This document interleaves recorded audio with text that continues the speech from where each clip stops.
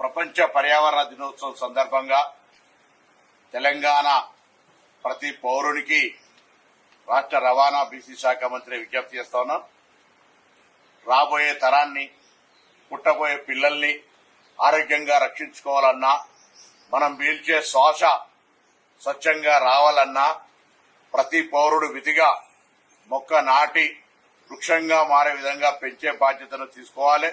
ఇది పిల్లలందరికీ రాబోయే సమాజాన్ని కాపాడడంలో భాగస్వాములు కావాలనే విధంగా వాళ్ళందరికీ ప్రతిరోజు ఒక మొక్కకు నీళ్లు పోసే విధంగా అలవాటు చేయాలని సందర్భంగా కోరుతూ, మనము మన పర్యావరణాన్ని రక్షించుకుంటే ఆ పర్యావరణం మనం రక్షిస్తుంది.